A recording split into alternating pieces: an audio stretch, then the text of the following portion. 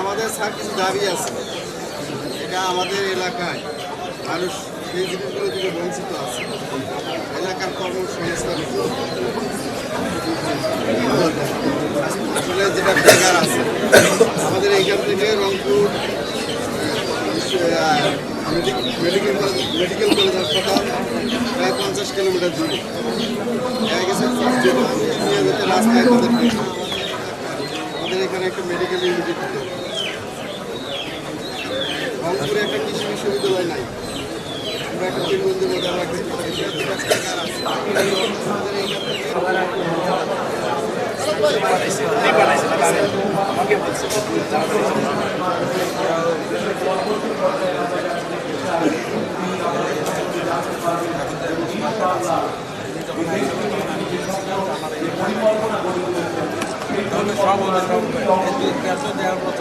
কোনো কিছু হয় না।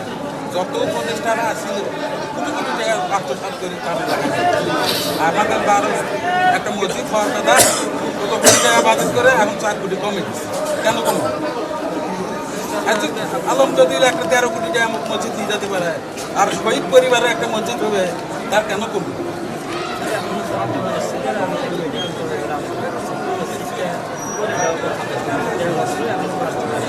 আমনপুরে একটা স্টেডিয়াম হবে, আমাদের স্টেডিয়াম মেডিকেল কলেজ হাসপাতাল আমাদের দাবি।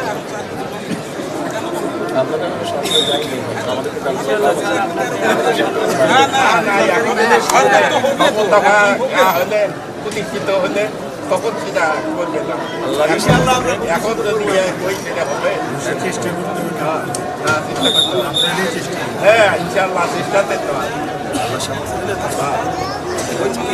ডিস্ট্রিক্টে বহুত টাকা বাজেট হয়, আর আমার এই উত্তরবঙ্গে কোন দরিদ্র জায়গায় কোনো বাজেট নাই।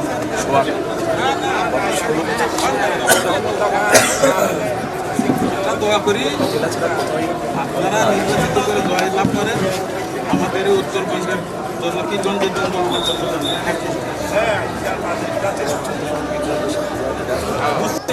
তাও এই পীরগঞ্জে রংপুর থাকি তো ওই আমার ভাই এই রংপুর থেকে এদিকে আমার এই শহীদ এলাকায় এক নজরে জানি আপনি দেখেন। মানে ভাই যে কথাটা বলছেন স্যার, মানে আসলে দক্ষিণবঙ্গের চাইতে আমাদের উত্তরবঙ্গ অনেক অবহেলিত অবস্থায় আমরা আছি। আসলে আমাদের এলাকার লোকের কর্মসংস্থান জায়গার অনেক অভাব, এবং আমাদের এইখানে যে কলার জমি আছে, এই কলার জমিটা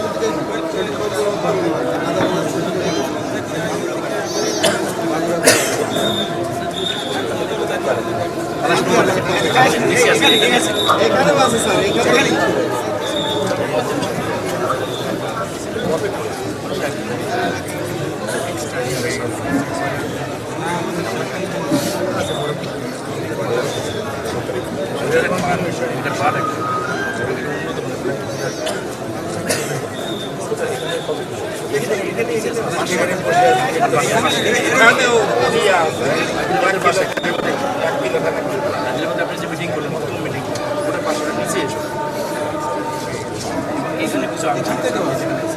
মানের কলা আছে এখানে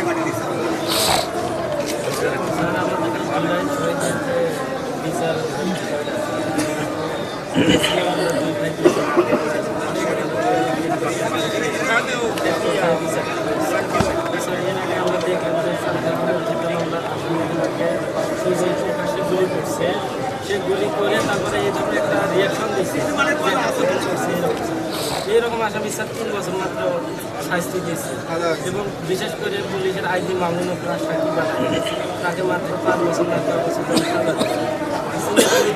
জুলাই আগস্টের গণ অভ্যুত্থানের যে অপরাধ সংগঠিত হচ্ছে, এটা তো স্যার সাক্ষীর কোনো অভাব নেই। ওনাকে রাজ সাক্ষী বানায় ওনার সাক্ষীটা কমা হবে, ওনার নির্দেশে ওনার নেতৃত্বে এত মেসাকার হইল স্যার। এই যে আবুল সাইদের হত্যাকাণ্ডের ক্ষেত্রে হচ্ছে আমরা এইরকম রায় পাইছি, সুজনের যেভাবে 3 বছর পাইছে, আমরা তো স্যার তাহলে ন্যায় বিচার পাবো।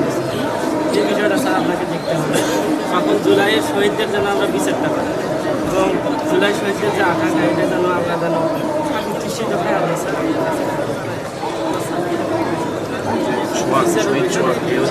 আরেকজন শহীদ, এটা হলো আমাদের পীরগঞ্জের সামনে হাঁটে এনার ছেলে কিন্তু বাবা মা এখানে গেছিল।